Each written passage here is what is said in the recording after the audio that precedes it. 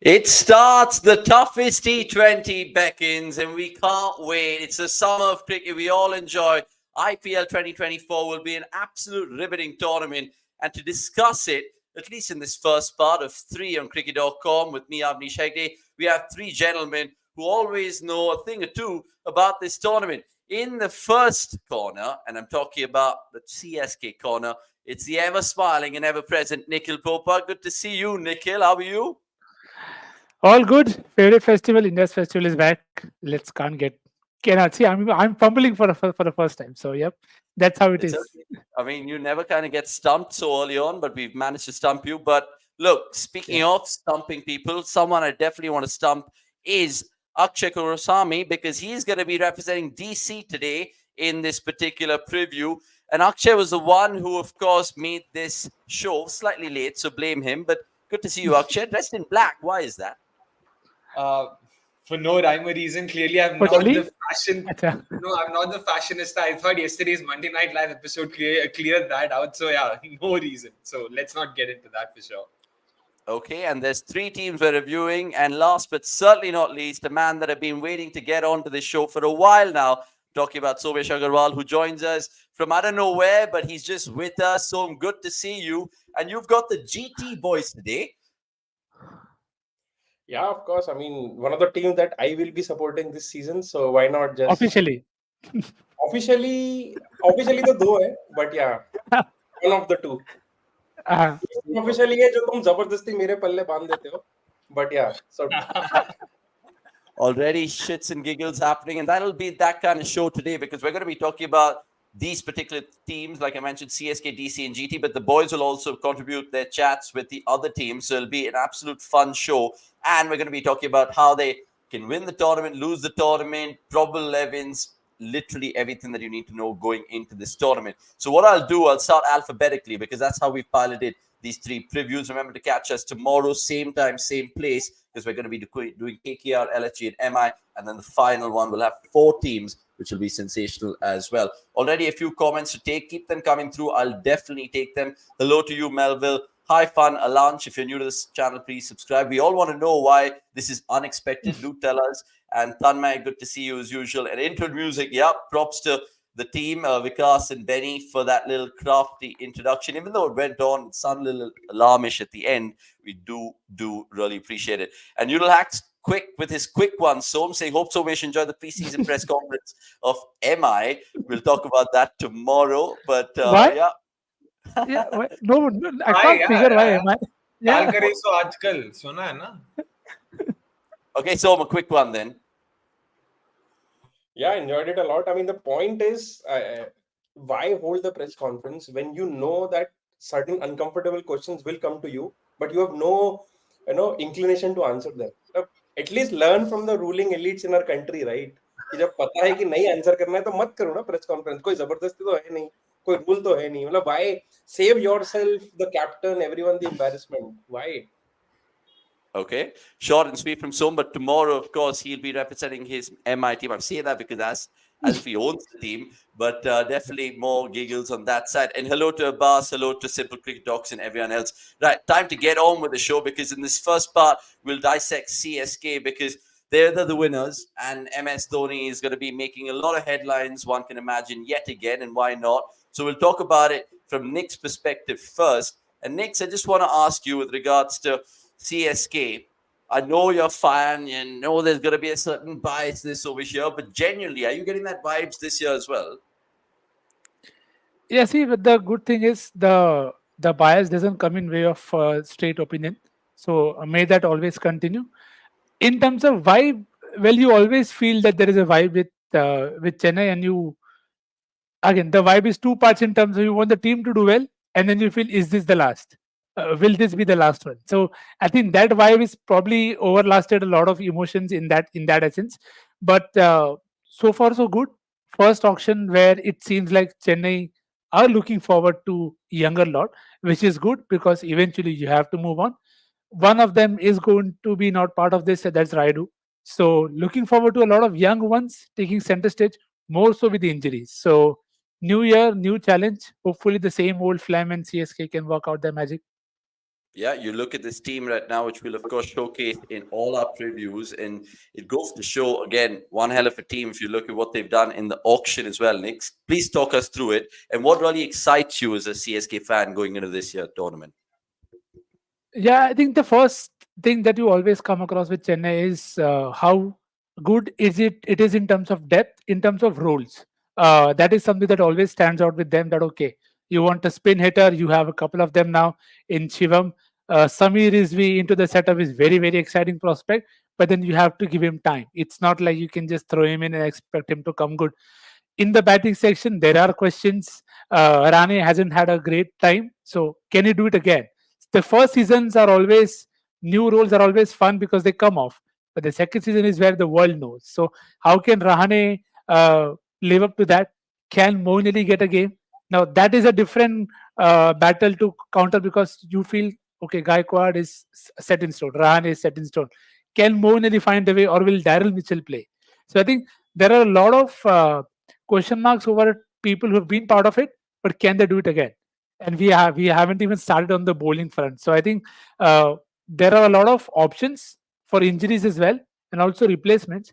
But very keen to see how MS can once again bring them all together and have another good season where I expect them to at least reach the playoffs. Okay, interesting. We'll of course give you our predictions as well. If you didn't catch the Monday Night Live show yesterday, at least Akshay, Nick, and me had a go at our predictions. We'll definitely get Soams as well in due course. Remember, 250 people are watching this particular preview right now, and that just makes us really warm in the heart. So please like this video if you're enjoying this content and subscribe to cricket.com, because I'll tell you what, we have some stunning stuff coming up in regards to everything in studio, on the ground, and of course, a brand new fantasy show. Download the fantasy app right now. What are you waiting for? Kanan, great question about CSK. Remember, I'll keep all the best of it at the end of each team so we can just take the best from the rest in the fans and then, of course, move on steadily forward. Before I ask Nick's about where CSK can win and where CSK can lose, I just want to get Somesh and Akshay's thoughts about this particular squad. I'll start with Somya. Som, what catches your eye here? And you can talk to me about the squad and a fantastic depiction that cricket.com's done. Yeah, absolutely. I mean, the best thing about CSK's team this year is they've already strengthened the team from last time around. I mean, Daryl Mitchell is a very crucial, addition because of the value that he brings in the middle order. If so, he's basically a step above Ambati Raidu in terms of that middle order role where he can take down spin really well. So one of the aspects where Chennai really dominated the tournament last season was the six hitting bit. I mean, so the difference between the number of sixes that they hit versus the number of sixes that were hit against them were 25. And that is the biggest difference among all the teams. And that is where essentially Shivam Dube made the most difference because he was the second highest six hitter in the season after Faf du Plessis, but he was doing it in half the number of balls. So yeah, I mean that was actually a revelation because when you think about Chennai, you think about good openers, solid openers, good spin attack, good finger spinners, which Dhoni can maneuver. But what they did last season was actually something which is very Chennai-like, where they actually know that they need to evolve, and this is what they need to do to evolve.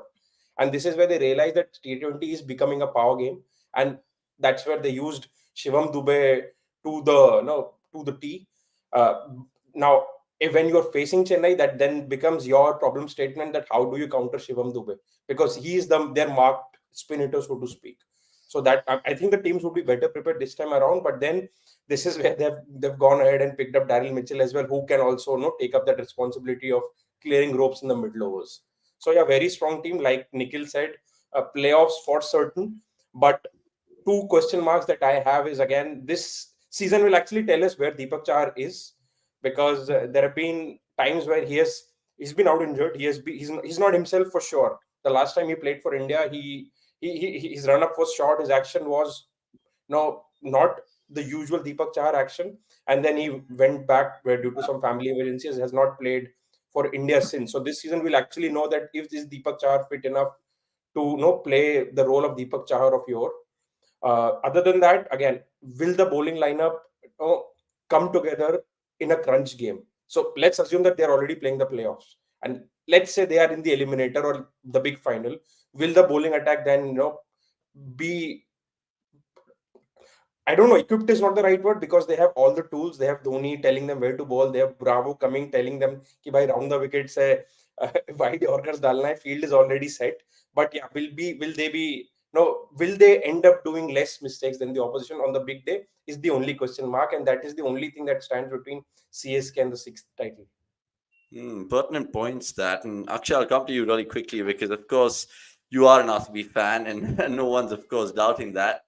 They tackled CSK first up. How scared are you about that particular squad we depicted, so on and so forth? And do you think it'll be a swan song for MS Dhoni, potentially, dare I say, in his last comp? I mean, at least for CSK fans' sake, I hope that remains the case. But there are a couple of questions I at least have personally. So last season they were hands down the best side in the power play. Their openers were in great form. They had the best, balls per dismissal and run rate in the face. That is their opening duo. They averaged. I mean, they lost wicket only every 59 balls in the power play. That's ridiculously high, and they did that by scoring at 9.5 runs per over. Again, first they were basically the best on both counts. So given this, now that Devon Conway isn't available, Rachin Ravindra is going to be the most likely replacement. I'm not sure how good will he fare at the top for CSK, at this stage, because it's one thing to do well for New Zealand, in New Zealand, but it's a completely ball game, or a completely different ball game, playing in the IPL against top-notch sides. And even if the sides themselves aren't the greatest, the crowds, the atmosphere, I'm not sure if he'll be able to handle it. And to be honest, all things said and done, I don't think, Rachin Ravindra, the T20 player, has sort of shown any prowess so far. The good thing, of course, is that age is on his side, like Nikhil Bhai said. So there's always that, the upside in him. But I'm not sure, in terms of his batting value or his bowling value, how much of it can actually help, CSK retain the title. The other issue, of course, is that of Patirana, missing out at least the initial set of games because of injury. That significantly hampers their death bowling abilities. I'm not sure now who's going to bowl at the death. Like Somesh mentioned, Deepak Chair, we still have to see. Last season, he was bowling those dibbly-dobbly mid-120s. Sure, new ball ke saath, because of his, ability to move it prodigiously, he doesn't need to worry about pace. But uske baad kya? Last season, they did have Tushar Deshpande take 16 or 18 wickets. Can he repeat that? We're not sure. Shardul Thakur at the death, again, I mean, of course, we know CSK and their ability to get the best out of players. Will they be able to do that once again? Again, like, that's the thing with CSK. Something Dan Lesson mentioned yesterday as well. With CSK, it's a very simple trick. Just try and logically guess how many wins are they going to get under their belt, and add 4 to that. That's pretty much how much they'll end up with. So that's why it becomes very difficult. Off the top of it, you're like, यार ये side कैसे, मतलब क्या हो सकता है यहाँ पे यार, इस वेन्यू पे कैसे जीत सकती है, उस वेन्यू पे कैसे जीत सकती है. But then you've got someone like an MSD handling and marshalling the troops. So yeah, I mean, you're better off, you're counting them off at your own peril, to put it simply. Yeah, you snigger at the Lord at your own peril. I was just going to say that. But good thoughts from all three of you all. And it's about time to address the elephant in the room with regards to CSK. So where can they win the particular title? Where can they, of course, defend their title? And next, you can run us through the second depiction, which we're going to do for all teams, of course. And you guys can jump into the comments. Please, really quickly, though, all you guys watching this, please like it, because 380 people are watching this, for crying out loud. Next, over to you. Where can they win? Yep, the first 2 points, I mean, all three are very straightforward. But again, that's the thing with Chennai, right? It's easier said than done. That what is the form of their key all-rounders? So Shivam Dubey had a great time with the bat. With the ball may not always be required, but then they have the option of finally playing with Sandner. Maybe now that Patirana is injured, maybe that could come in potentially. But that is still a very good option for them to have on paper. So most of their all-rounders have done something or the other, which gives you that confidence that they can complement the top order if it comes off well. You have Darren Mitchell, as Som pointed out earlier, someone who you don't. I mean, in the World Cup, a lot of people felt, oh, how is he playing spin so well? But he did. So that's something that's very, very heartening. He's average of 33, striking at 130 odd since 2023, and balls per boundary is decent at 8 and 9, which is fair for his role. So I think the form of key all-rounders could potentially make up for the lack of specialists. Say if Rahane and others don't come off. So that is the one. It's actually 1 and 2 combined. That you have the depth that, okay, if you want pace bowling all-rounders, you can use Daryl Mitchell. But if you want, say, a spin bowling all-rounder and Mitchell isn't working out, there is always an option to go back to a Santner. Or if you want, you could the flexibility that Rachit Ravindra provides, that you can push somebody else to open, and then he can bat lower down the order. So I think that clarity is very very handy, and flexibility in terms of Chennai having those options. Regarding the home conditions, it's not even a given now. Okay, if it is there in the conditions that they like it. Last year they had a couple of games where you had 200 runs being scored, and something that Flem touched about, that they wanted to bat higher, uh, get above par scores with the bat, helped by the impact player rule. It helps them assess conditions very well. So I think that home advantage plays a massive part, even if it's a flat deck or a spin deck, because for spin as well, you have options. You have Jadeja, you have Thikshina. If you play Santner, he's another option for you to try out.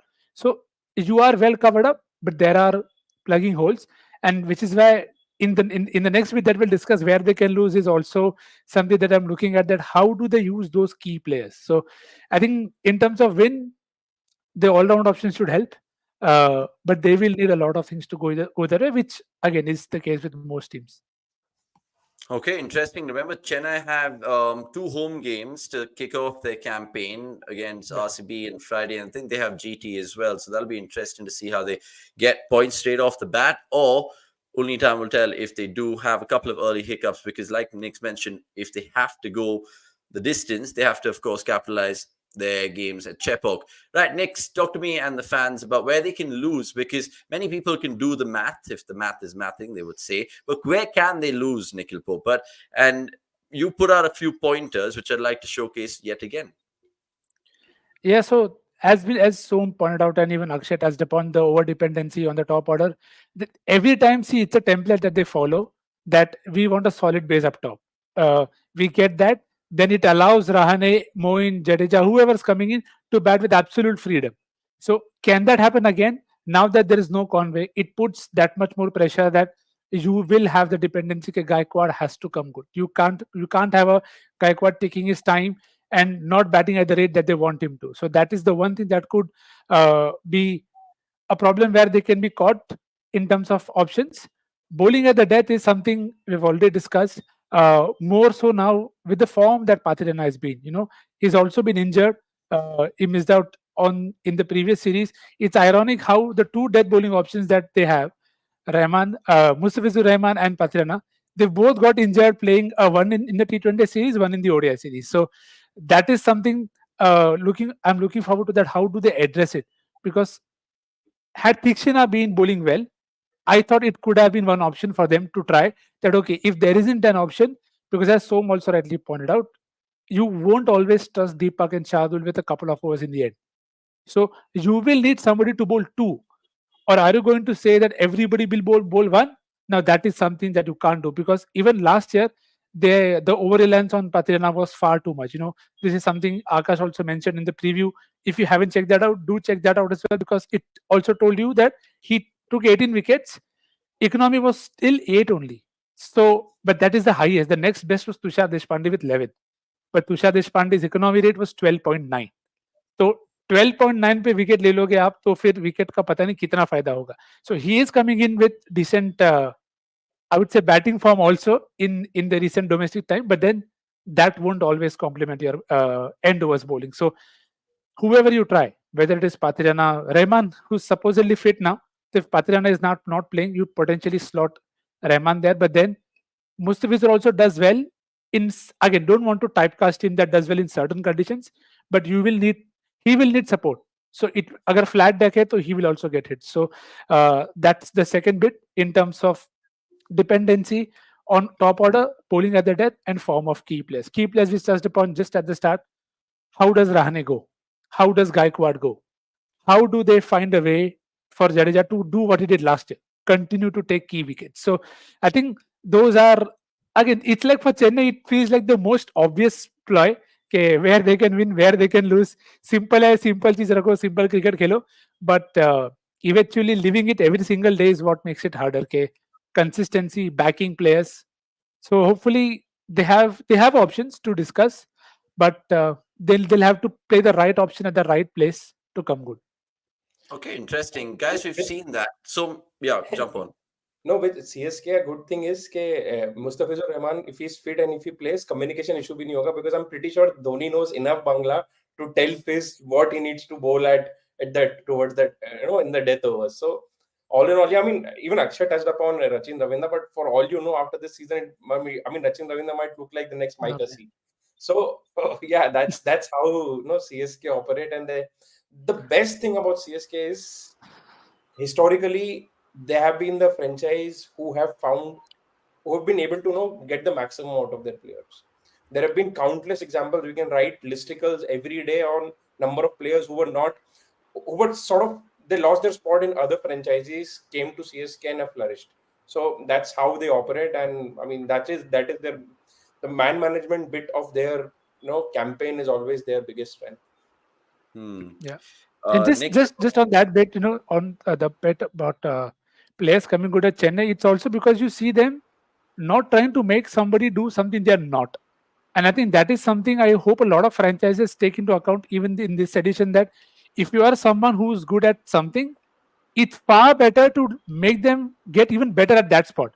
Because he said it in a podcast that at times a confident guy is far more valuable to me than a guy who's always self-doubting, because then I don't have to fix out the, I don't want him to be perfect. I just want that guy to be do this and do this very, very confidently, and then that is sorted for me. So I'm looking forward to how that which happens with Ravindra, and if he's even half of what Mike Hussey did, I don't think any of us will complain.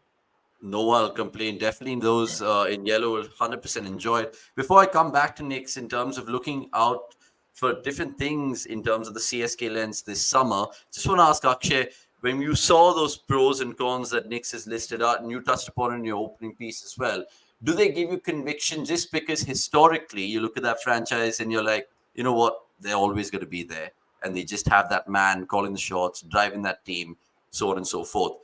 Sure, we've seen a hiccup. I think it was 2020 where they finished seventh. That can't possibly happen, or can it? Because you look at the rest of the teams, how do you think they compare to, say, the likes of an MI or GT? Do you think CSK is still really good, or do you think because of their pedigree in the IPL, they thrive more often than not?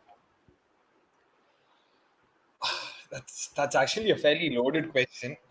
If you look at the last 4 years that they've played, 2020, 2022, they did not qualify. 2022 had a lot to do with the captaincy change in between, and there was a lot of speculation going around. There was a lot of beef, supposed beef going between players and stuff like that. They seem to be well past it. So in terms of their squad, they're more or less settled. It's not a lot of tweaks from the last season, apart from, of course, injury forced replacements with Patirana and Conway and all of that. Daryl Mitchell is a great addition, given that Ambati Raidu, sort of bowed out of the IPL. Ajinkya Rani, again, that's another name. Personally, I don't think I would have started with him given the kind of form he's been off late. But knowing CSK, they wouldn't want to start with Samir Rizvi, straight off the straight in the opener, like Nikhil Bhai mentioned, because they're not the kind of side who do that. They've had Hunger Gaker for 2 seasons, and he's played like 2 or 3 games so far. So, which is why I'm sort of very confused with the kind of 11 they have. On paper, they look really good. But for some reason, I don't know. I don't know if it's bias or if it's the vibe. But I just there's something that I'm not convinced about. Is it like be it the death bowling, be it sort of how the openers will fare this time around? Daryl Mitchell, the T20 player. This is something I've also touched upon during the auction. I'm not sure if Daryl Mitchell, the T20 player, has a lot to show. Of course, a phenomenal ODI player. The kind of numbers he's racked up in the last year or so clearly sort of show that he has it in him to sort of come good, in the IPL as well. But how good will he come, especially when the surface at Chepauk starts turning?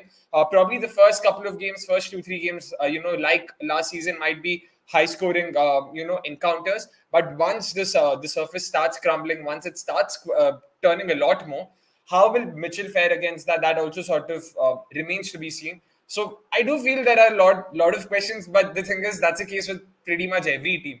That's why it makes it even more confusing. Every team has a lot of questions to answer. So it's a muddle, but for some reason I feel they probably won't make the playoffs. And that's the thing with CSK. Every time they've not made the playoffs, they're not one of those middling teams. They're not someone who'll come 5th or 6th. या तो वो घुस जाएंगे भाई और trophy जीत के जाएंगे, या फिर 9th 8th One वहीं sec, पे। one sec. Did I hear that correctly? They're not going to make the playoffs. Akshay Kumar Swamy, are you sure? Yeah, I might be way off here, but for some reason, yeah, I'm not sure if they'll be able to make the playoffs this time around. Okay, guys, clip him out for this particular moment because honestly, that is a slanderous remark to make. But look, you're entitled to your opinion, like the boys have been making. Before I presume this show and resume, I should say, instead of presuming more and show you the playing 11 and things to watch out from Knicks, I just want to give a shout out to the written boys as well with regards to all the pieces going out of the website. I'll just quickly share the stuff that you can read with regards to the CSK written piece. It's available on the app and the website. Go check it out. And Akash, who is, of course, a CSK man in the office, has titled this, Can Thala Dhoni finish it off in style with the 6th title? I love the wordplay there. Right, that's available on the app. Let's, of course, move swimmingly forward to that graphic that I wanted to pick, which is things to watch out for CSK. And Nick's, again, it's your turn because you've gone for 3 of them individualistically. What really excites you? Hopefully, Shivan Dubey can keep hitting sixes because this is the year that he will be tested in that order. The numbers are maddening, so to speak, in terms of for him to hit sixes. But can he do it again? He had a balls per boundary of what, 4 or 5 against spin. That is crazy to have a balls per boundary of 5. The strike rate is 164, which is again great, or average 75 since 2023 in T20s. That tells you he did the job last year, but can he do it again? Teams are going to pepper him with short balls, but that's the thing with Chennai. When do they send him? Do they trust him, or they go to point two, introduction of Samir Rizvi? Because now that there is no Raidu, it's a very big shoes to fill. And again, as Akshay pointed out, Darren Mitchell, you can catch him off guard at times, but then it's where the dependency lies. Can Rachindra come good? Okay, if not Rahane, if not Darren Mitchell, how quickly do they go to Samir Rizvi? Because we heard with Hunger Gaker that they wanted to wait. Now Flem said categorically that we are waiting for him to be ready. So I think that is something that I'm looking forward to, because first I think in Chennai that there are two things that stand out for me in terms of problems. One is hitting spin continuously, and what if there are people bowling quick back of lane that you. So Darren Mitchell solves the back of lane pace problem for me. But then spin problem, Shivam Dubey and Samir Rizvi. So those are the 2 points there. And the third thing is, because there is a problem with end overs, I want to see if MS is able to use Tikshana well.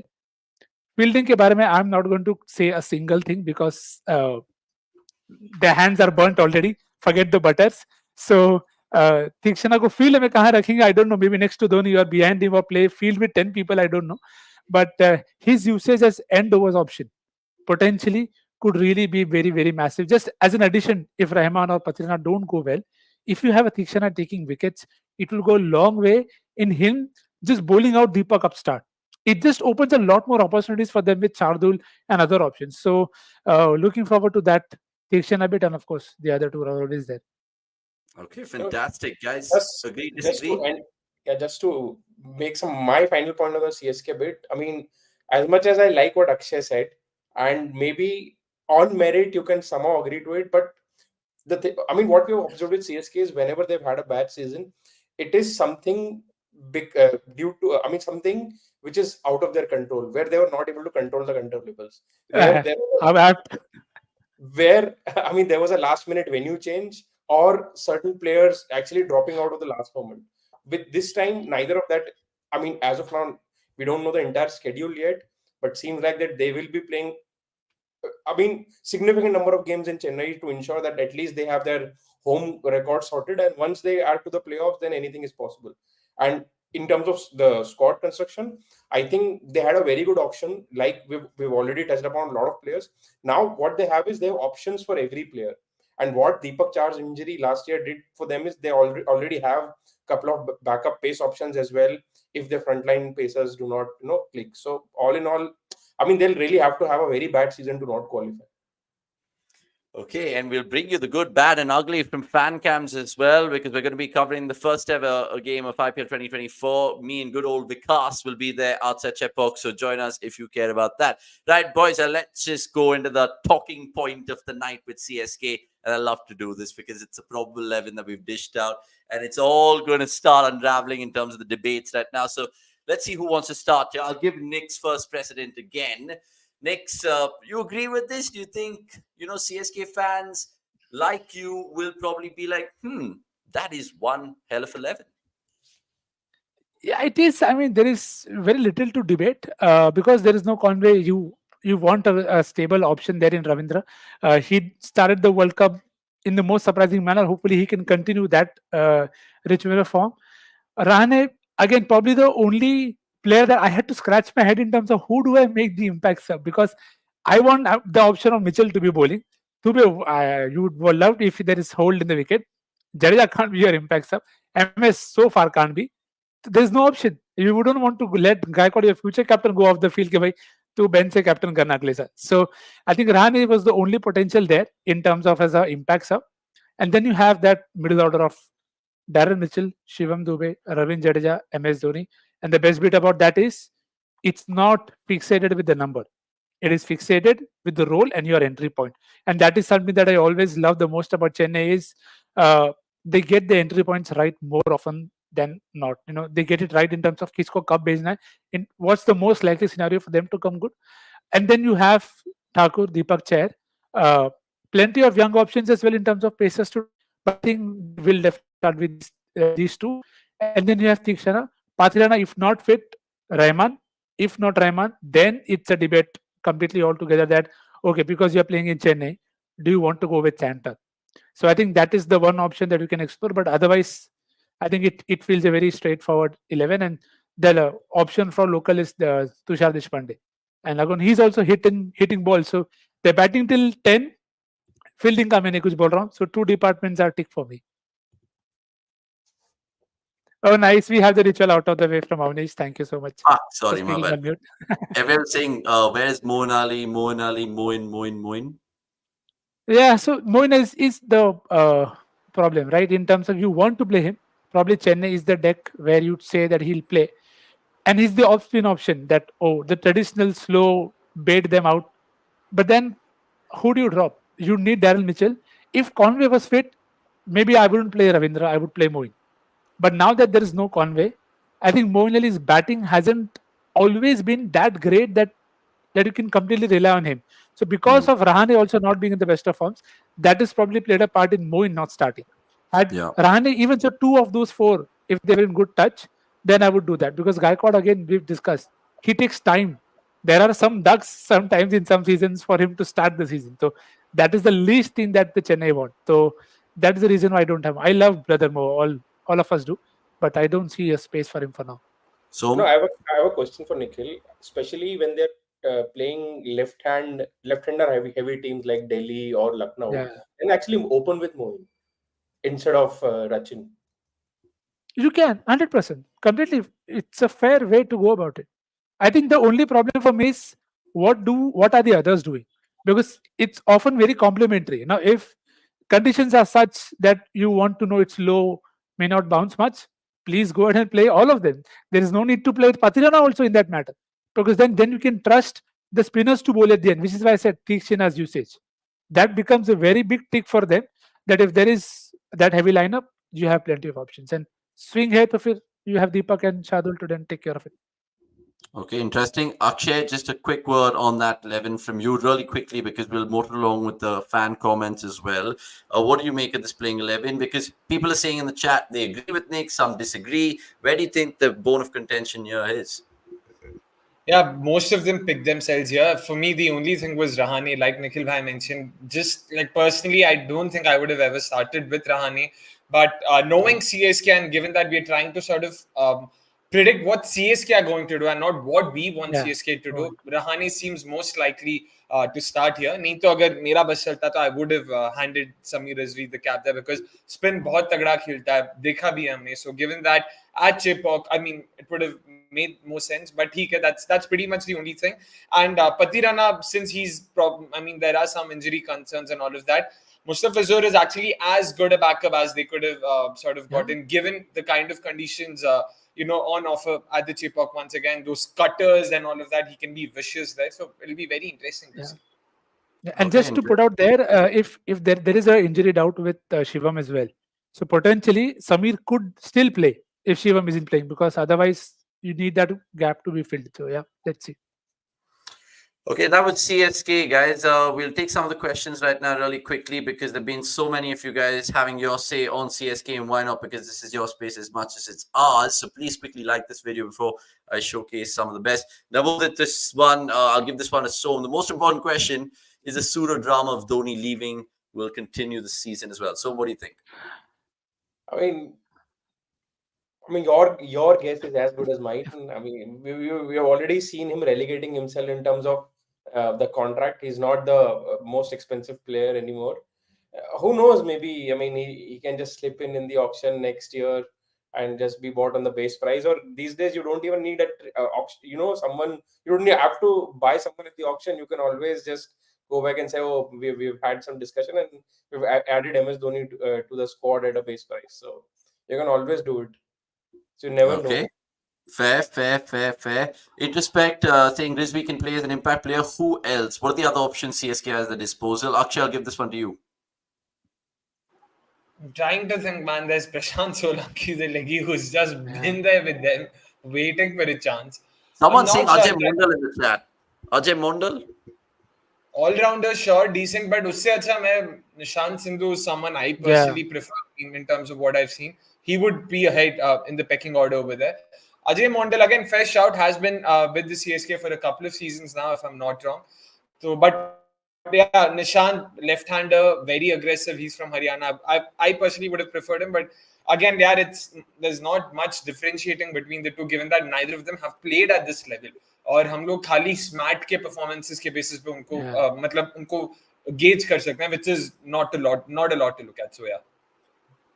Okay, guys, we're going to be moving on to DC then next, because just before we do so, lots of other comments coming through about CSK. Newlax was us saying this, and then this productivity game with his say as well, saying MSD is going to play as long as we're fan going to just justifying eating a place in the team. Look, you guys are entitled to your opinion. I just was watching Ajay Mondal in practice nets last time. He was awesome, actually. And Newlax, I think you asked us to change the crazy lightning, so we've done it for you. The color palette, that's also done. So please like this video, and of course we'll move on to DC next, because yeah, I mean, I just generally will start off with the squad again, but what I want to do first is encourage all of y'all to go check out the new cricket.com app, because it has fantasy involved, and more importantly, you guys can make money off that app. So if you guys haven't checked it out, what are you waiting for? Let's move on to DC and show you their squad. And guys, I'll throw this one to Akshay, because he's of course in charge of them tonight. Akshay, what do you make of it?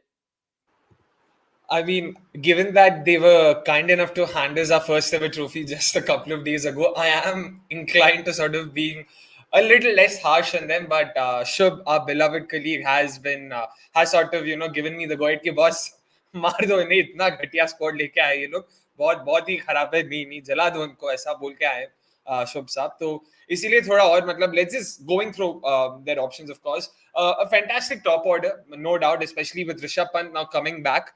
The top four of Warner, Shaw, Pant, Marsh, at least on paper, that's as explosive as it can get. Two left-handers, two right-handers. Marsh can handle pace. Pant can handle spin. You've got Shaw and Warner, both of whom love scoring boundaries for fun in the power play. So once again, that's a fairly well-settled top order. Add the spin duo of Akshar and Kuldeep to that, who both have been in more than decent form. Kuldeep himself has sort of seen a completion in his redemption arc, so to say. We saw how he was bowling a couple of years ago. Not really the case anymore. He's been in great rhythm. He's had great control over his lengths, over his speeds. So that's also been great to watch. But I'm guessing that's where the praises end. The middle order once again sort of begs the question, ki boss, who's going to play that finisher's role for them? And how is Pant going to fare? There are too many questions once again there as well. And not to forget their pacers. Andrik Nokia himself is facing a lot of injury concerns, as by nature of which we're not sure if he'll feature in all 14 games or not. Jai Richardson, who was signed in as his backup, tends to spend a lot more time at the hospital than the ground, which is a known fact once again. And not to forget again, Ricky Ponting's obsession with Aussies. I mean, Jake Fraser-McCulloch being signed. I'm not even kidding. 3 months ago, Dubai Capitals signed him as Nuwan Tushara's replacement. I kid you not. I'd not probably on it, but I definitely told Shubh in confidence ki boss, देखना ये DC के लिए तो आ रहा है. Now all we have to see is मैंने predict किया था वो Harry Brook के बदले आएगा. Not to be the case because Harry Brook's replacement hasn't been announced. He's come in place of Lungi and Giri. So that's definitely there. And yeah, talking about jerseys, please don't start me on that, man. I completely agree. RCB's jersey is horrible. Horrible. Not sure what is this obsession with blue, but we'll save that for some other day. But yeah, just in terms of how the squad's shaped up and the kind of options they've gotten in, can someone please explain me what on earth were they thinking when they decided to let go of of Phil Salt and then they thought Shai Hope is the replacement they need? क्या है ये मतलब? Just when you think कि यार RCB is a बहुत आगे, DC is like, wait, hold my beer. I'll show you what it means to go for a bad replacement. How do you let go of Phil Salt and go to Shai Hope, yaar? Especially when Josh Inglis was there, right there, waiting to be bought. So yeah. But look, in Ian Bishop's words, he said Shai Hope has been working on his power game, range hitting practices. I mean, Shub just got cheesed off when I told him that. So I want to ask Som if he can make sense of that and just lend his 2 pence on the Delhi squad, Som, really quickly. Do you like it? Yes? No? I mean, when we were talking about CSK, one thing that I mentioned is that they had the most positive 6 difference between among all the other sides. Now for Delhi, that exact number is minus 47. Minus 47. That means they conceded last season, they conceded 47 more sixes than the number of sixes that they hit. Let's just take a moment of silence to actually digest that number. And just to put things in perspective, the second worst was RCB, but the number was 19. So this is the gulf between them and the other teams. So essentially, and I mean, like Akshay said, they actually let go of the player who had the best balls per boundary record for them in last season. Can you imagine? I mean, I don't even know what the thought process is. What are they? I mean, what the plans are? What are they trying to do? But essentially, I don't see, unless and until Delhi finds 2 solid 6 hitters in their top 7, not in top 7. It's too late for top 7. In the top 5, I don't know. I mean, they don't even stand a chance because Warner is essentially a 4 hitter. Prithvi Shaw is more 4s than 6s. Then Mitchell Marsh is someone who can hit 6s, but again, he hits it at an average number, not a Shivam Dubey level or not a Tim David level. Can Rishabh Pant do it? We don't know. I mean, we don't know what Rishabh Pant would be able to pull off this season. I mean, that is something that actually is to look forward to because that's the biggest positive. That I think that's the only positive for Delhi this season, that they have Rishabh Pant back. They have Thurston Stubbs, who is again a good boundary hitter, but he's not done it at this level. So, and after that batting just fizzles off. You're then relying on Akshar Patel, Lalit Yadav to do the things, and Akshar Patel has actually over-delivered. And even that has not resulted in any significant gains for Delhi. So it's a team which is very light on batting. Last season they were number 10 on everything considered, everything batting. They had the lowest run rate, they had the lowest average, they had the worst balls per wicket record. Can you imagine? They're not even scoring runs quickly and still ending up losing wickets quickly. So I mean, until unless they just everyone just bats out of their skin, Prithvi Shaw just shows everyone what he was always capable of. I mean, their bowlers will have to do a lot to ensure that they at least finish somewhere in the mid-table. I mean, playoffs are bahut dur ki baat hai. Okay.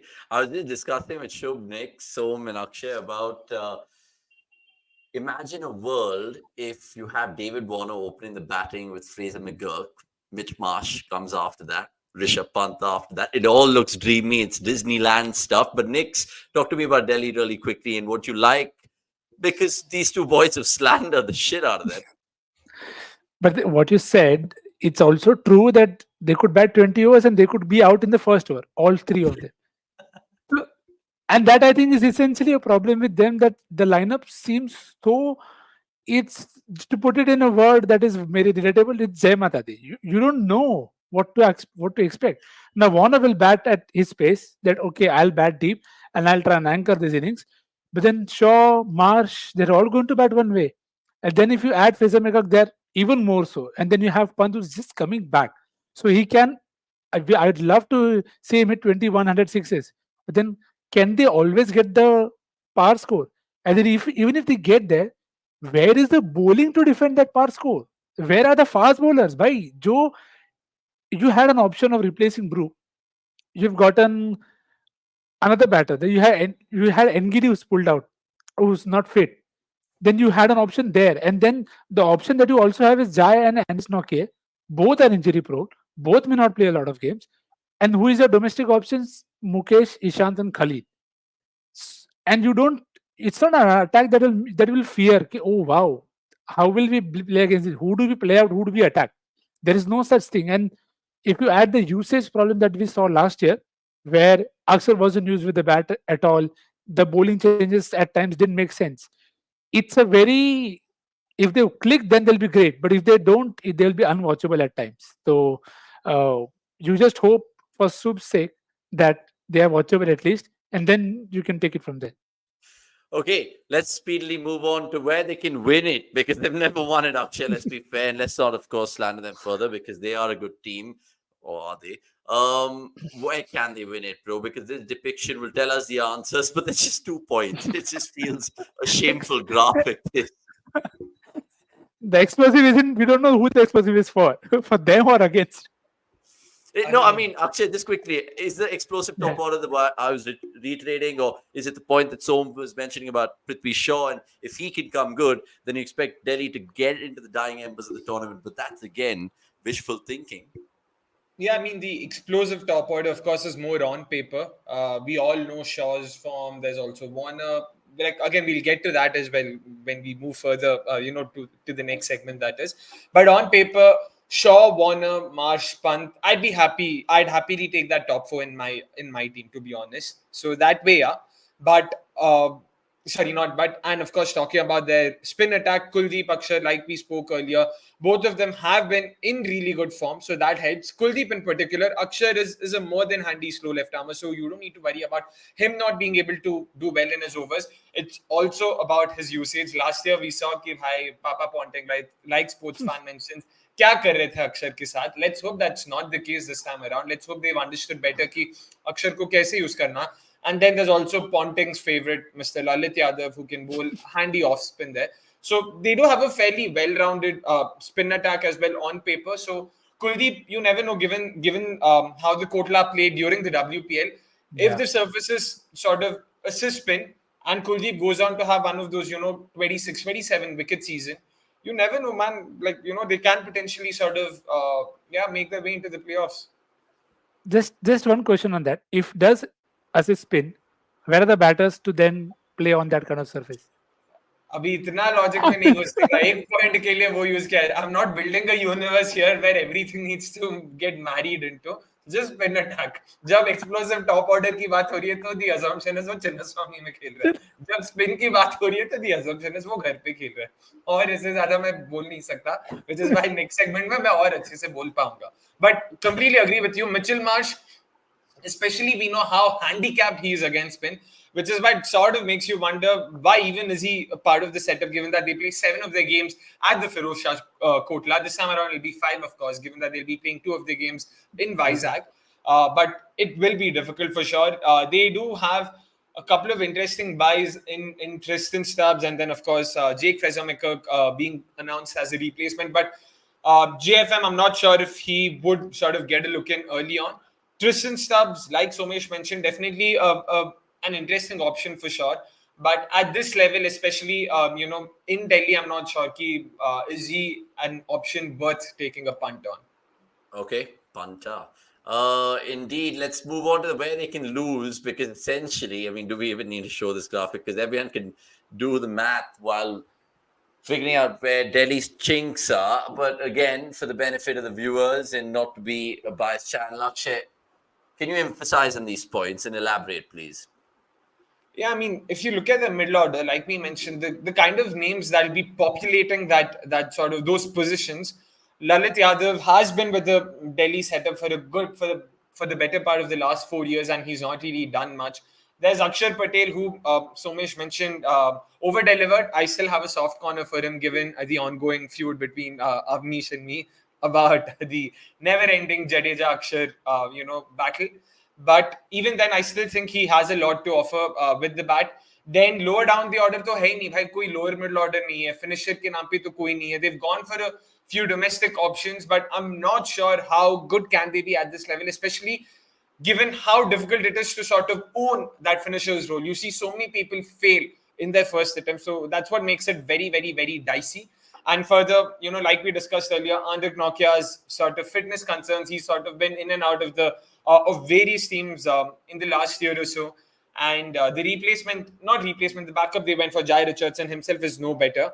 But again, according to rumors, they have approached Kwena Mafaka, the South African 16-year-old, who's a very exciting prospect, a name I've mentioned several times before during our Monday Night Live episodes.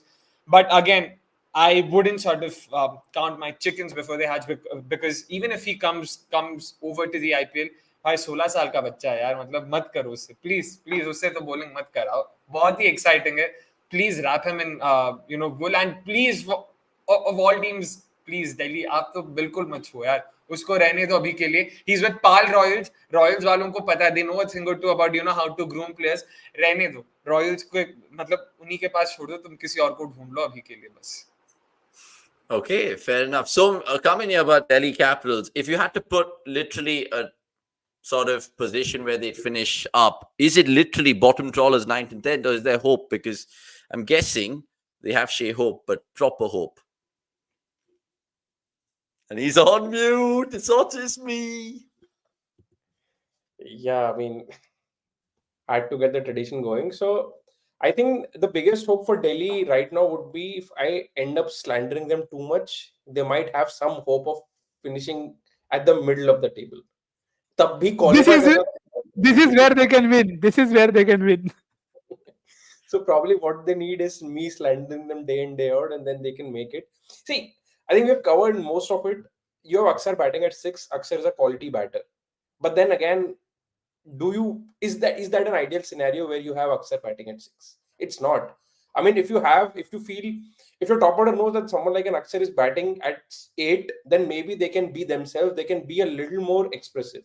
But when you know that your batting stops at number 6 and your number 6 is Aksar Patel, Joe, if he plays a quality 40, you would appreciate him. You won't say, "Ki, bhai, you didn't score an 80," which you wouldn't do with Pant. If Pant is scoring quality 40s, you would say that he's under-delivered. And this is where I feel Aksar always overperform, because our expectations are pretty low from him. But if you don't have anyone of class batting at 7 and 8, then, I mean, God knows, I mean, that top order is actually very, very good. It's one of the best, to be honest. But then Shaw, we know it's I can't even call him mercurial, because he's underperformed in a lot more than he's delivered.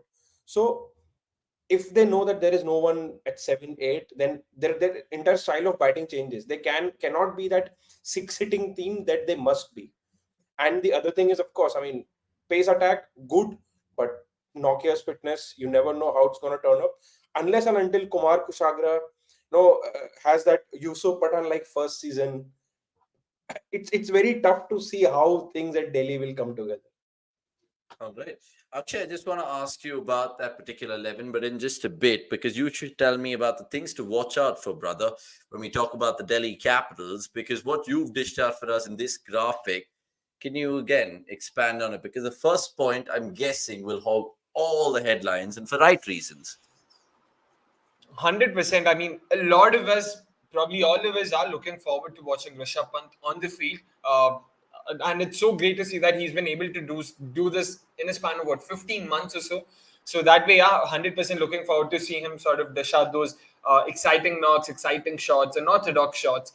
And he'll definitely play a crucial role, which is why I'm not sure what to expect of him. On the one hand, you want to believe he was, comeback is better than a setback and all of that, all of those cliches, and you want to believe that Rishabh Pant will come good in all of them.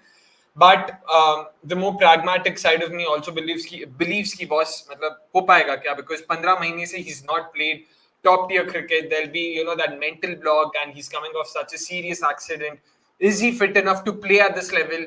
I know he's been cleared to keep, to bat, to run and all of that, but kya kar payega? I mean, only time will tell for sure. And Shaw's batting form, yeah, that's definitely something to look at, especially given that his fitness hasn't been the greatest, to be honest, off late especially. Just hasn't looked right, to say the least. And he is a very important cog in the wheel. But again, last year we saw how after what 7 odd games, Ricky Ponting decided to take the call. Ki boss nahi chal raha hai, so let's just let it be, and they went for Phil Salt.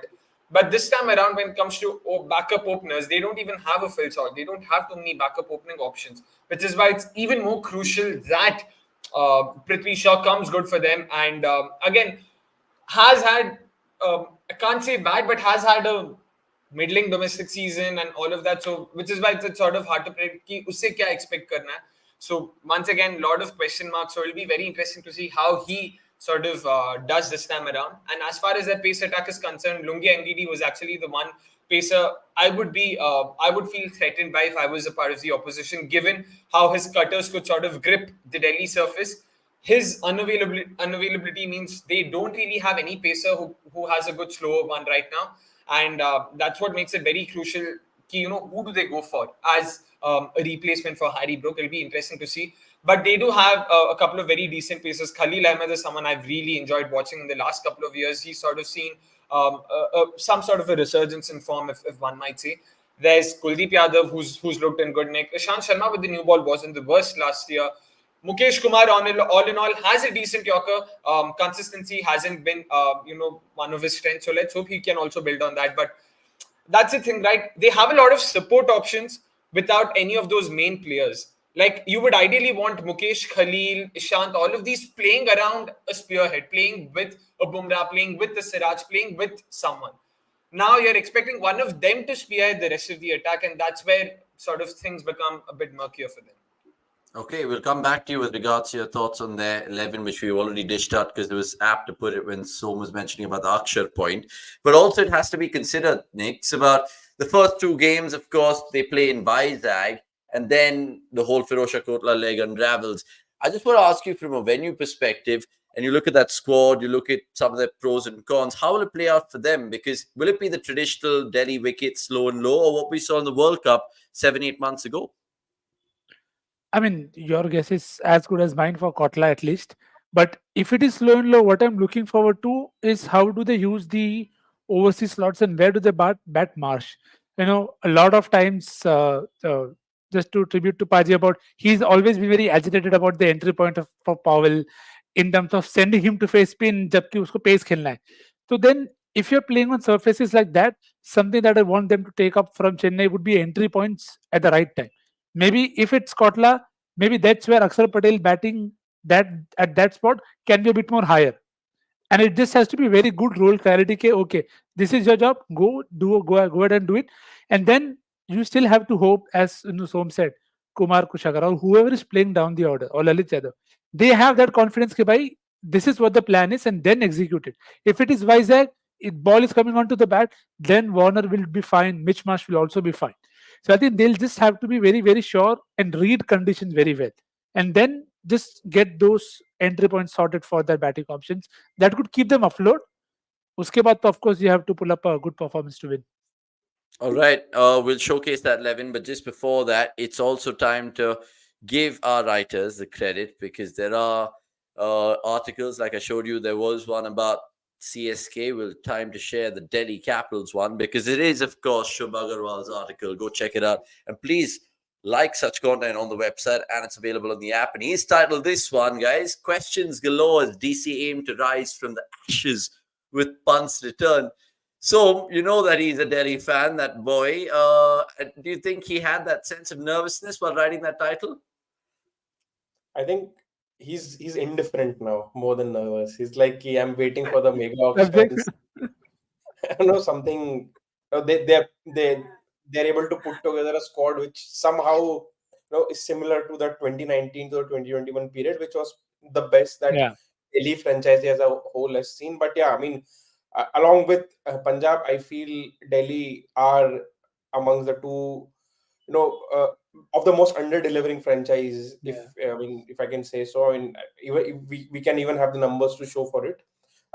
It is disheartening because, I mean, as a whole, they are represented or they are run by a by owners who are interested in sport. It's not like the owners of, I mean, if I can actually go on to say Punjab, where that they might not be, that they might not know how to run a sports team. So it's sad to see the fate of the Delhi franchise as it is. But I think at this point of time, even they are sort of looking at the mega auction to see if they can build the team from scratch. And that's absolutely spot on. Maybe they wanted to press the reset button. Who knows? But Delhi fans, let us know in the comments, please. And Akshay, it's time to, of course, showcase that 11 again to just inspire the Delhi fans going into this season. Because what can they like? So mentioned it, you mentioned it, I mentioned it, and Nick's mentioned it. The top four is solid. And only time will tell how Pant goes, whether he literally rises from the ashes and all of that fluff. But you look at that tail, it's pretty long, Akshay. I mean, I know Kuldeep Yadav had fun against the Baz bowlers, but let's be honest, it doesn't give you confidence, does it? Yeah, and to be clear, this is of course this is their predicted bowling first 11. So Kumar Kushagra sort of adds a bit more batting impetus, as the impact player, and it'll be one of Khalil Ahmed or Mukesh Kumar going out. Even then, if you look at this, despite having the impact player rule in place, they'll have only 7 bowling options and 8 batting options. Ideally, with the impact player rule in place, you would want to have a minimum of 8 bowling options, given in this day and age how much all-rounders are valued and all of that. And moreover, one more thing to add is they do have a couple of very exciting names, exciting domestic names. Kumar Kushagra is one. There's, of course, Swastik Chakara as well. Kumar Kushagra, the concern with him though is he's someone I've actually followed a lot for the last year and a half or so. He isn't someone who hits sixes. He's more of a boundary hitter. He's more in the ODI mold, so to say, which is why I'm not sure what was the thought process behind splurging 7.2 crores on him. Because jitna dekha hai Ranji, maybe he's got a solid technique, very, very, very sort of easy on the eye. It's very pleasing to watch. But yeah, IPL mein jo boundaries hai, we've heard numbers of 5 balls per boundary, or 2-3 sixes being hit in an innings. I'm not sure if Kumar Kushagra is someone who can deliver on those numbers. So given that, इसीलिए पता नहीं कि क्या होने वाला, how are they going to look at him? Because if they've spent 7.2 crores on him, you would imagine that he will also start for them one way or the other. Do you think he can open if Shaw doesn't start well? Not his role. It's not his natural position as well. So करवाना तो दिल्ली का क्या, वो तो करवा लेंगे. But I wouldn't. It's not really about your natural position anyway. And he's a young player. It's not like he's a 30-year-old who's always played in a certain manner. I mean, if you go back and look at Manish Pandey, thoda sa high that he had in his T20 career was when he was actually batting in the power play. So you never know. I mean, I'm just throwing options here. Yeah. They splurged so much on him, so they would have thought something about him. And we all know, I mean, Shaw is completely capable of having a very mediocre season to begin with, and Delhi might not be patient enough with him. But again, the jury's still out on whether he can handle high pace. I meant Shaw. Yeah. And the jury is still out on whether Kushagra can handle high pace and movement at high pace. Agar Mitchell Stark 150 की speed से in swinging yorker डालेगा या कुछ डालेगा, तो you can't expect a 20-year-old Kushagra to sort of come good on that. So that's why it'll be very tricky, to be honest. Sorry, Nikhil, आप भी कुछ कह रहे थे? I think the first backup option that they potentially think of could be Marsh. Because then he's also someone who's very happy to bat in the power play, get set, and then it's a completely different battle as opposed to starting in the middle overs. I think that is also a problem. If they didn't have somebody like him, then maybe you could take a punt. If he works out, there is more to win than to lose. But that's also a problem. And it's also Chai Hope. All these years I wanted Pant to open for Delhi, but I mean that's not happening in this season for sure. Yeah, hopefully someday. Indeed, guys, Delhi chat has been thoroughly entertaining by all stretches of the imagination. Let's just, of course, panel some of the comments, but please like this video on YouTube because it helps with the algorithm indeed. And it is, of course, time to just showcase a little message from someone on ground. Guys, you're watching the IPL MEGA PREView cricket.com. Please subscribe. Yeah, so as you're watching the IPL Mega Auction on the cricket.com, please subscribe. Yeah, the preview, the action he means. Yeah, please subscribe to this channel. It's going to be really helpful. Super. Well done. You heard it from the fans, guys. Back to me in the studio. Cheers. Back to me in the studio, lads. We'll just a little commentary with the fans over there. Hope you like that little gig. But do subscribe. You heard it from the fans, not just me telling you with regards to that. Time to throw some questions to the lads. And I'll give you all three, which I've cherry picked in who's knows what with regards to this. Sports fan asks, what about Yash Dul? Akshay, you first. यार मुझे लगता है दिल्ली वालों का ही उस पर से भरोसा उठ गया बेचारे को पहले रणजी ट्रॉफी में कैप्टनसी से निकाल दिया and all of that has happened so he's not had the greatest of last 12 months so to say and फिलहाल तो नहीं होगा I would imagine pecking order में he would be below even Kumar Kushagra right now given again it solely has to do with the kind of money they've spent on Kushagra and it's less a reflection on either of their skills. Nice. Lovely, Shahbaz, lovely. Three down. I thought differently about some of the questions, but there's one which, of course, is about the status of Anrik Nokia. Is he fit for the IPL? Does anyone know, guys, on the panel? I hope Nokia himself knows. उसके अलावा तो फिलहाल is he playing? And also South Africa, I think South Africa also said that they're going to keep a keen eye on him because they don't want him to be I wouldn't say burnt out, but then we know how crucial he is to the side. So it just makes all the combinations even more trickier. That who do you have as a potential option? If Mafaka does come in, I'm just hoping that they use him well. I can't believe Nick slander and Sweat. He never does. It's honestly a rare moment, that one. Brilliant start, and that's literally got me going. So I'll give you this one from you, Lax, with Watson, because he asked on me in the top four. I feel only Marsh is reliable to some extent because Warner is in a form dip. Sure, we know Pant from injury. How's that strength, Nick, Som, Akshay? Som? See, on merit, there's a fair point, but we know that all of these guys have actually played cricket at this level for a while. Pant has had really good seasons. I mean, his 2022 season was actually very good. He was at least hitting boundaries at will. Warner, even though he has had a dip, but if you still want someone to hold one end up, I think Warner is basically your ideal T20 anchor. He has always been that player. And I don't think he has lost his boundary hitting skill, at least up top. And see, there is no real bowling type he has a concern with. He can handle high pace. Even if Mitchell Stark is running in, bowling those 150, 145 clicks, swinging deliveries, I think Warner is someone who can handle it.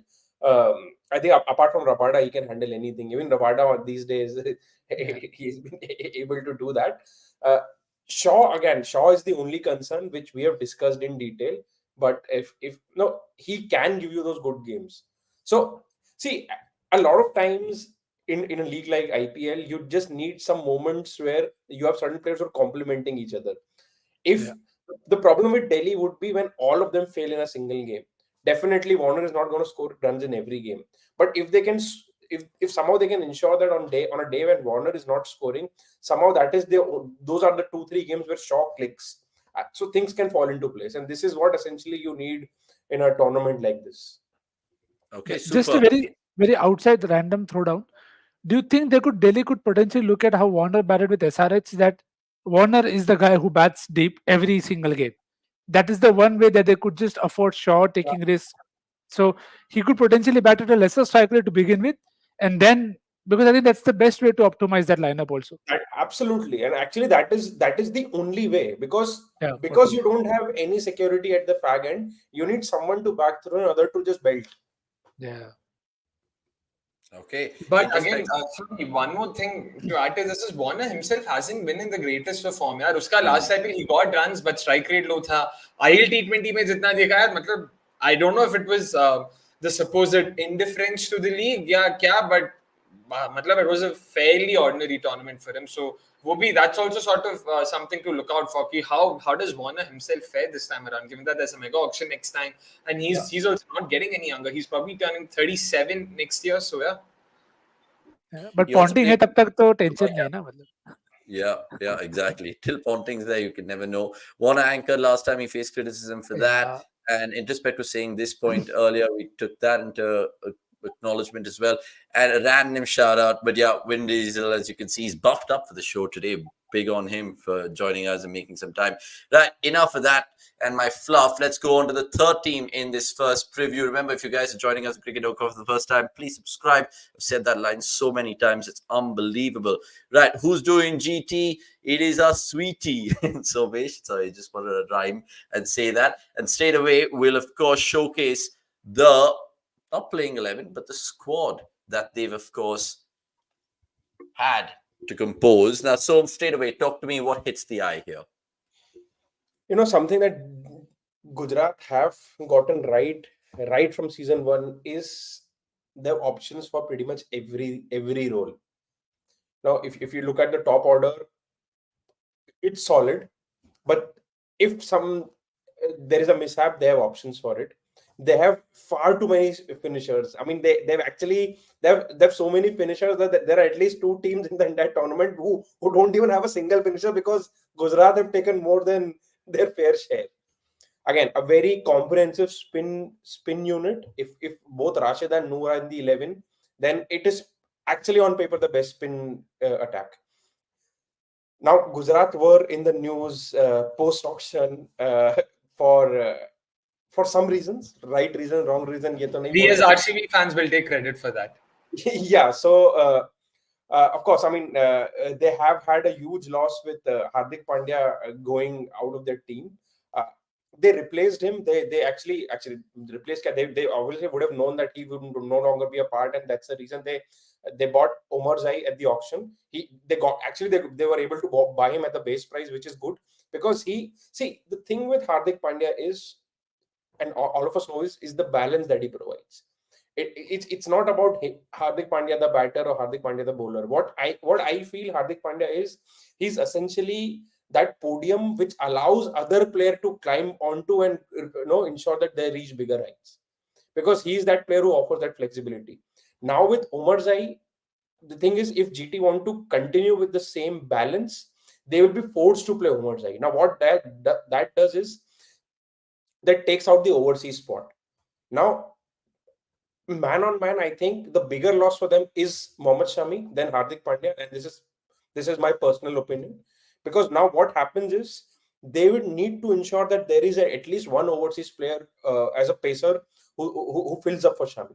So, and Miller and Rashid, you always would want in the 11. So what that takes away is the flexibility for them to experiment with the overseas players. But having said that, they have ample options. Even with Indian pacers, they bought Umesh Yadav. Now, he's not the best of domestic pacers. He's actually the prime example of mercurial. On some days, he can just have a 3-over burst with the new ball, where he can pretty much end the game with the new ball, and some days he can just go for 60 runs in his 4 overs. But with the impact player rule, what happens is, they can actually use Umesh like the way they want. He can just come bowl 3 overs up front and then can be subbed off. Then they have Karthik Tyagi, who all of us thought that is meant for bigger things, but have not really flourished with other teams. Maybe Gujarat is the place. And of course, they splurged like 10 crores to buy Spencer Johnson. He can actually he can have a very big season, because when I see him bowling, he feels like a even quicker version of Doug Bollinger, and we all know the kind of IPS that Doug Bollinger delivered to his team. So all in all, on paper, Gujarat have a lot of options. They lost Hardik, but they can still manage. Shami is a bigger loss, but they can cover it with overseas options. So that's overall my thing. Yeah, and in terms of predictions, I think somewhere between 4 to 6. They have topped the table in the last 2 seasons. Topping might be a little tricky this time around after losing 2 key players, but I won't rule them making it for the playoffs. And for whatever happened ahead of the after the auction, I can't even say ahead of the auction, I think there is a soft corner for Gujarat, at least from my end, and I really want them to perform and actually show that this is not a tournament. They were not a team which were dependent on a certain individual. They're actually a well-oiled machine which are meant for bigger things, even years from now. Lots of things to consider there, and I'll come to Nix, who's giving him the thumbs up when Som said that GT should do well. So we guess where Nix is coming from. But Akshay, honestly, when you look at Gujarat. I know RCB have taken half the bloody bowlers with regard to Yash Dayal, Lockie Ferguson, Ansari Joseph, all of those. But even jokes apart, right? The title of this video is called Captain Gill. Can he be Captain Fantastic? I mean, again, this is something we discussed yesterday as well. It's very hard to predict because we've seen very little of Gill, the captain. In fact, we've seen nothing of Gill, the captain, so far. And so, yeah, that's why I'll give him some time. He's also young. He's, what, 23, 24. And there's also, he's leading a team of superstars, make no mistake. This is not a Ranji side or a, or a Punjab that he's leading. So there's so many other things to sort of factor in. And also, given that he is being groomed as the successor to Rohit Sharma and could potentially be the next in line to, India's captaincy. So you would want to see how he does. And I'm genuinely looking forward to seeing, that's for sure. But yeah, as far as the squad is concerned, yeah, I still have my reservations. I have like always, a lot of questions, and there's so many names. Like Somesh mentioned, एक तो 6 finisher कौन रखता है हर team में? जब top order batters की कमी है आपके पास, तो 6 फिनिशर रख के क्या है ये? What is this luxury that they've gone ahead with? यहाँ साई किशोर बेचारा 2 सीजन में 4 मैच खेल के बैठा है. शाहरुख, मिलर, मनोहर, तेवतिया, राशिद, भाई साहब यार गजब, एकदम गजब. Which is what, so today we at the office, we were trying to make the 11. And we couldn't fit in, we couldn't come up with an 11 where all of us were in agreement, because एक 11 में शंकर नहीं है, who didn't do too badly last year. एक 11 में मनोहर नहीं है, तो फिर फायदा क्या, मनोहर है क्या? फिर एक 11 में उमर जाय नहीं है, एक 11 में मिलर नंबर 4 पे है. There was just so many things, and you're like, ये क्यों नहीं, this can't. So basically we couldn't come up with an 11 that not just ticks all boxes, but at least sort of makes you think, हाँ boss, this is an 11 that can compete for the title.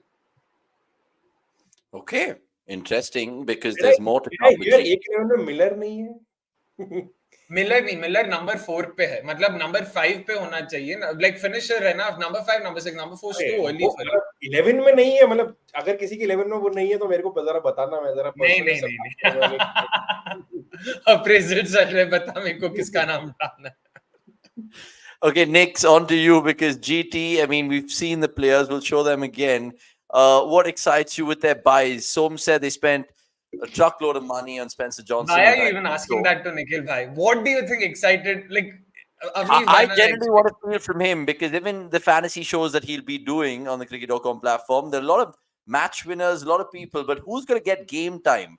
A lot of people in the questions, I mean, the comments are questioning about Sai Kishore, Nicks. Do you think it's his season to shine finally? Yeah, I mean, I had it in my 11 to watch out for the very same reason. And also to bit about the Hardik going there, this is the first time I genuinely felt के maybe मैंने गुजराती में बात करवी चाहिए, क्योंकि now that vibe comes in के भाई हवे आवा दे के now that this is the time to probably feel that vibe के it's an underdog vibe and you always love it. So I felt Gill could potentially be the biggest beneficiary of all that's happened around him, because sometimes you don't write these stories. You wouldn't have planned for Gill to be a captain in this way in this edition, but things have worked out. Now he has the captaincy. So the point that you made about having match winners, this is where I feel the pairing of him and Nehra should really help them go in a CSK mode. Now, it is something Hardik spoke about last year. Now, Som pointed about that as well, that they have options. Now, we can discuss two scenarios. You think swing will be there, you can play Omar Zai. You want bounce, play Spencer Johnson. And then when you're not playing Omar Zai, you can use Shumez there. So the fact that they have so many options just tells you that they are somebody who can take a call basis the venue, the opposition, and they can take care of the matchups well as well. The problem for them is the top order, which is where I feel Kane Williamson is probably going to be the biggest option there, because I feel Gill will have some pressure. It may not be a lot, but he will be under some pressure to just bat well. So let's see in terms of that. And Sai Kishore, I genuinely hope that Shami's injury probably opens up a spot for him, because as Som said, if you pack a side with Sai, Rashid and Noor, I want to see how the other side is batting, because it is not going to be easy. Okay, so on to you then with the pros and cons. We'll start with the pros, because where can GT win this tournament? And talk me through this depiction, because again, bullet points, but just again, like Delhi इसमें दो ही हैं, but दोनों बहुत solid है. I think I've already walked everyone through the backups for all batting positions. So I don't need to elaborate too much on it because I've already touched upon and we've already harping upon it that they really have spots sorted. There is an ideal mix, and now that Miller is essentially becoming that good spin hitter as well, they don't really have a problem of being stuck by spin. There is a good left and right hand mix as well, so that is also not an issue. And then they have Tewadia who can literally win them games from anywhere.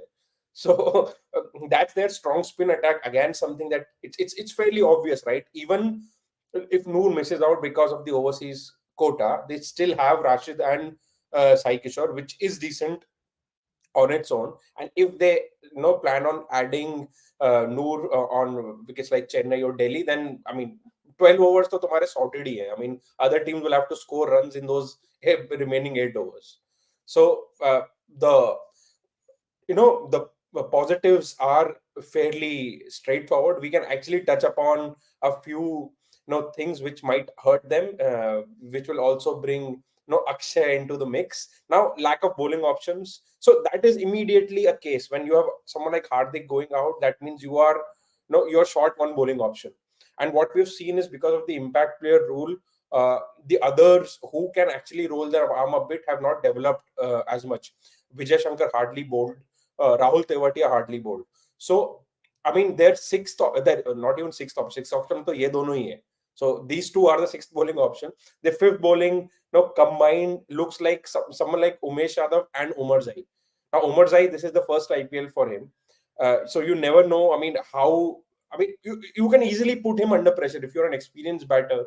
I mean, Kohli, if Umar Zai is bowling to Kohli, I mean, you can imagine the kind of pressure there will be on Umar Zai.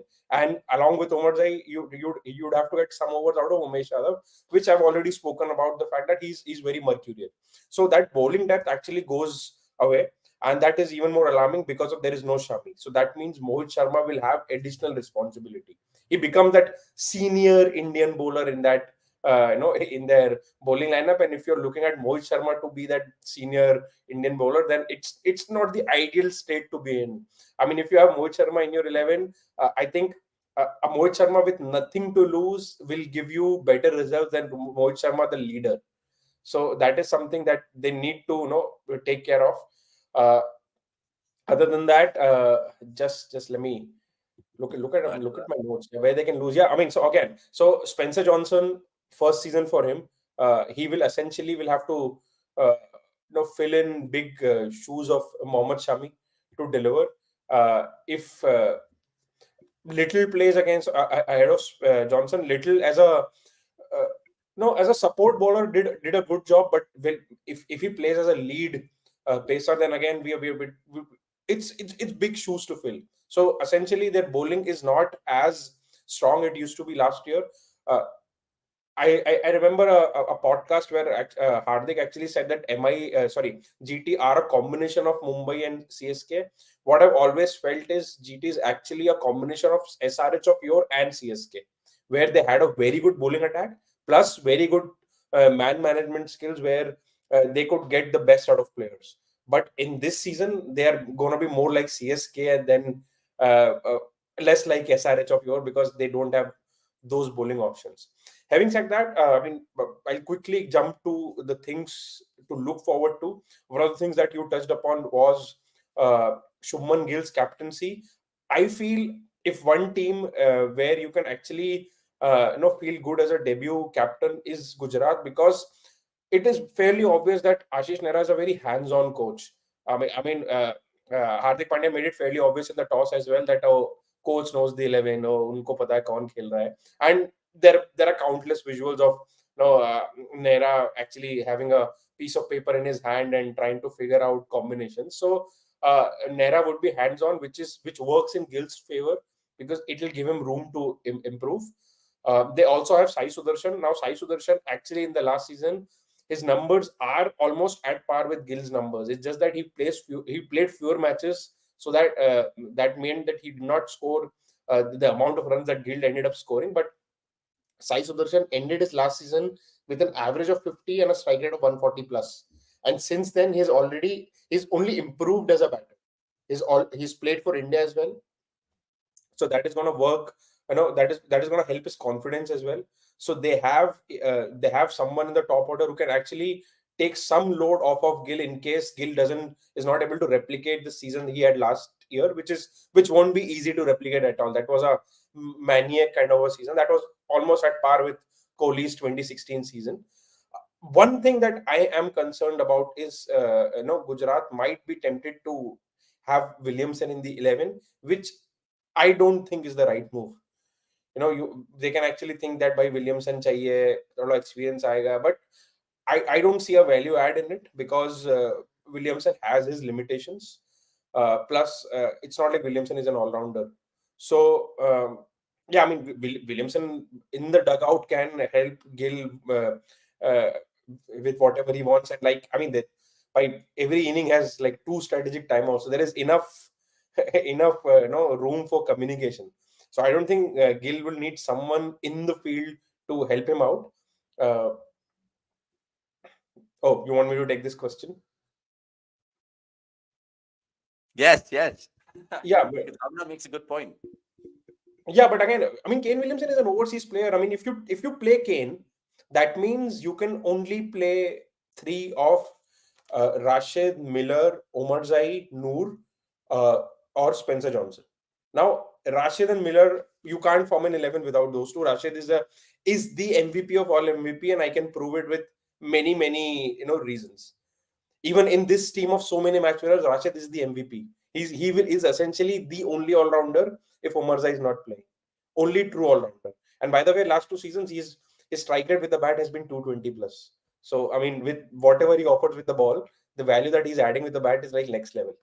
So, you have to play Rashid, you have to play Miller. Now, if you don't have Shami, you really need a good quality pacer as well. That means you have to include at least one of Spencer Johnson and Little. Now, if you play Kane Williamson, then that rules out Noor and that rules out Omarzai as well. I mean, if you look at the 11 that he's put forward, now both Umesh and Mohit are starting, and your 5th bowler then becomes Omarzai. This is not an ideal scenario. That means Umesh will have to bowl 1 over somewhere in the middle overs, which is not ideal. You know that over can easily go for 15-16 runs. So, yeah, I mean, and also having just 6 bowlers of whom Umesh and Mohit are 2, like, yeah, no, that's a recipe for disaster. This is where the biggest concern is, and actually what they will have to see in the last 2 seasons, what they were doing was sort of batting a little below the full potential in terms of hitting. Hardik was essentially anchoring. This season, what they might have to do is score those extra 10 runs with the bat. And I think with the batting depth that they have, they're actually capable of it. There were a lot of times where their batting lineup just ended with 4 wickets, 5 wickets, when they have Rashid batting at 8. So this season, the only thing that they need to do differently is maybe just go a little faster up top. And I think Hardik was the only one who was sort of anchoring. This time they don't even need an anchor. Miller can be that anchor who can do it at least a strike rate of at least 10 more than what Hardik used to do. So all in all, there are concerns. There will always be concerns. I think, to be honest, since we have had this 10-team format, we have not had any single team who's like top notch with everything sorted, no concerns whatsoever. Like for example, the Mumbai of 2020, जिसके कारण तुम लोग मेरे को Mumbai supporter बोलते हो, just because I feel that is the best team ever assembled man on man in the IPL. That's the only reason you guys tag me as a Mumbai fan, but that's a fact, and I still believe that that's the case. But So, sorry, the fact is you being a Mumbai fan. Correct. Please go on. ठीक है, चलेगा मुझे. So again, my point is, since it has become a 10-team event, there will be gaps. But I still feel that Gujarat has fewer gaps than a lot of other teams, which inevitably means that they are still a strong contender for the playoff spot. Okay. I just want to, of course, ask Som about his 11, but I just will throw that graphic up and just give him a little breather because the other boys can chip in with regards to this. That is seemingly going to be the 11. Am I right? Am I wrong? Because Som just addressed Ramana's point there. Nikhil, you can come in here and tell me where you feel there could be a little bit of wrinkles which need to be ironed out. Yeah, I think most of it, Som has been very, very exhaustive in terms of potential options and combinations as well. So GT have come a long way from giving Alzare Joseph just the 1 over to now having to figure out, okay, bhai, you have to use Umesh or Mohit in the best possible scenario. That is what Hardik gave you. He gave you the luxury with Shami that they're setting the game up. So that is something that I'm looking forward to. That who does the role. So it is difficult, or as Som also pointed out, to come in when the opposition is under pressure. Mohit is going to bowl differently. Now, him or Umesh, whoever does that, they have to take charge. And the support staff there is the support bowlers are Johnson, Sai Kishore. They are also young. They will come good, but it'll have to be managed really, really well. So I think the bowling is probably the one place where I feel if they get it right, they will be great. I don't disagree with the 11 as well. I think Omar Zai, I mean, not without any bias, he could replace half of Shami. Let's be very, very honest. I'm not saying he'll replace Shami, but he could do half of Shami at least in conditions where there are swing. So Ahmedabad mein pehla 3 over power play, you can close your eyes and give it to Omar Zai because he will get the ball to move. He just took a handy 4 for just last night against Ireland. So that is also a handy thing to watch out for. Okay, on sluggish surfaces, well, he can be handy because he'll bowl those cutters that are sticky. But then it won't help if there is runs being leaked at the other end. So I think pretty much agree with the 11. Their options that they have in terms of Tewatia, Shahrukh, it can all be form based or matchup based. If they want to play Manor in some games, they can do that. If they want to use Tewatia, this could be the season that we'll finally see more of Tewatia rolling the arm over. But I just hope Sai plays a lot of games from a personal point of view because I think he's due. The guy is due a 25 wicket season. Akshay, coming to you now, because this is a team which has had, of course, good amount of success in their 2 years, making one final, winning it, making another final, losing it. And if you look at those particular starting 11s, how does it compare to this one that we just reflected a while ago?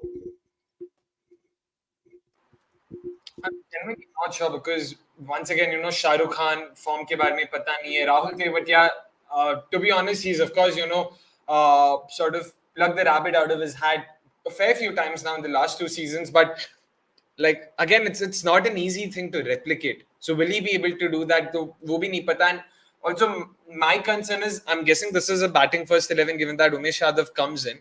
For a batting first 11, I do think they are slightly low on batting depth because अगर देखें तो उनका tail number 9 से शुरू हो जाता है. The last three batters are not exactly people you would trust to come up with a few boundaries, if not more. So given that having 8 batting options, तो वो थोड़ा अभी, and again this is probably the new age sort of T20 phenomena, and given my own bias for batting depth, तो इसीलिए मेरे को वो थोड़ा खटकता है. But I mean, this is probably the best possible 11 given their options. I would still try and squeeze someone like a Vijay Shankar instead of one of Mohit Sharma. I mean, instead of Mohit Sharma, probably, and have him as my impact player. I know Vijay Shankar's bowling isn't something to sort of write home about, but he can मतलब manage करना पड़ेगा because थोड़ा और batting मेरे हिसाब से तो चाहिए, especially when they're playing half of the games at the Narendra Modi Stadium. Okay, so final word with you with regards to GT, because Ramana, of course, getting back to you and saying this, Omazai is decent with the new ball. Shahrukh and Tewatia can manage a few overs, which they do, just a left field take. And Ashutosh saying, you raise me 2020 MI, I raise you 2018, 2021 CSK. And Shubham saying, by the way, it's not just Somesh. A lot of cricket analysts feel Mumbai 2020 is the best T20 team assembled. And I think Mehul as well was agreeing with your 11, maybe Manohar for S. Khan. Even Vijay Shankar is there, like Akshay pointed out. But I think, see, again, they spend so much money on him. It has to be for a reason. I mean, Gujarat, when they enter an auction, they bring in that Gujarati flavor कि भाई पैसा सोच के खर्च करना है. ऐसा नहीं है कि सिर्फ जबरदस्ती. तो ऐसा नहीं किसी के लिए भी 16.5 करोड़ दे दिए, ले लिया, फिर सोचेंगे कि कैसे यूज करना है. It's not that case.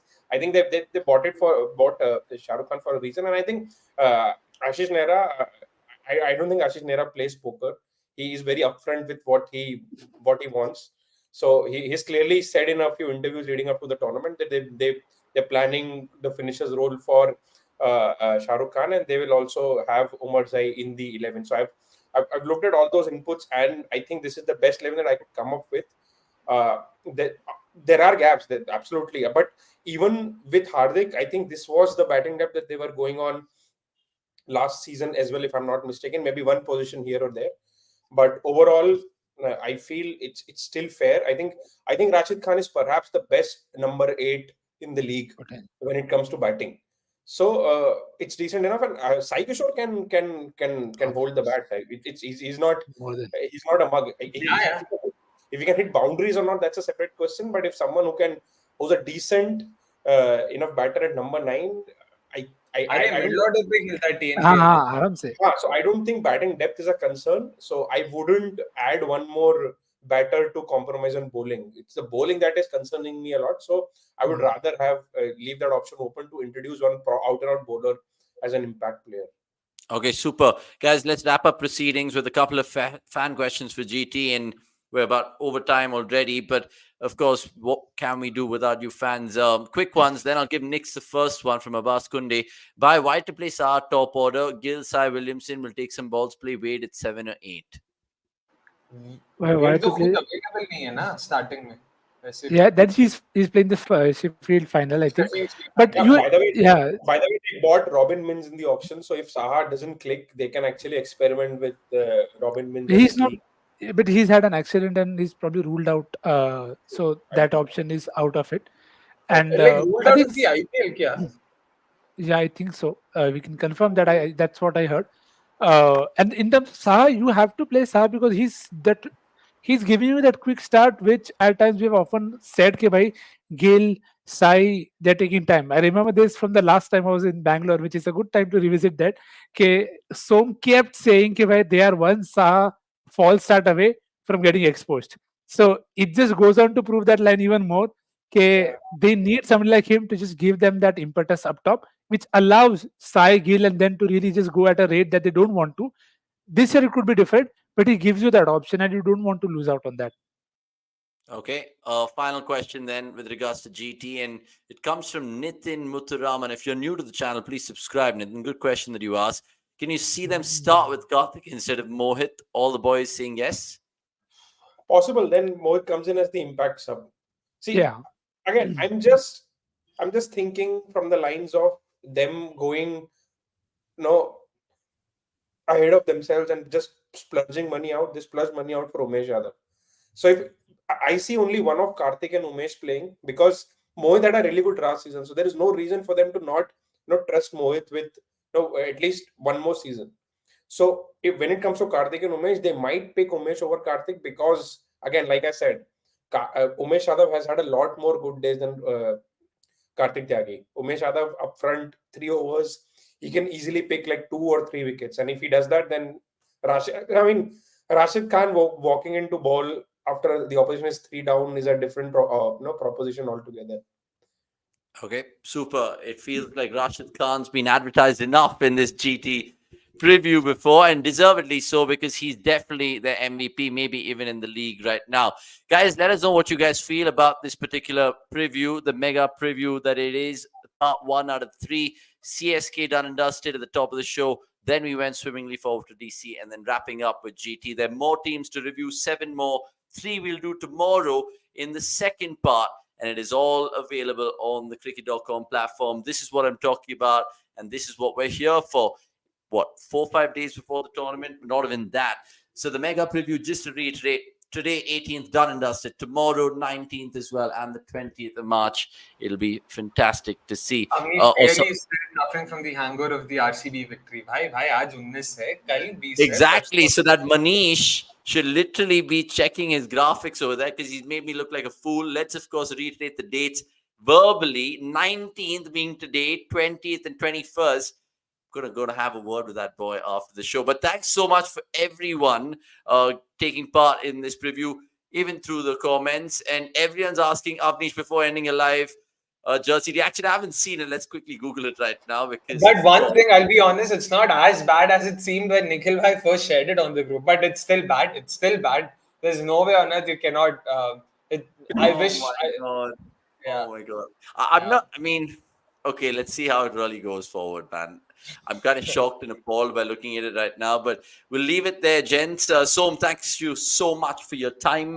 Nix as well, and Akshay. My dinner is nearly here, and I'm going for a movie apparently, 10:30 show, so I better get the fuck out of here. Thanks so much, guys. Like this video, and of course, keep liking cricket.com. Follow us on our social media handles. Where is that end sting? There isn't. Let's just end the show randomly.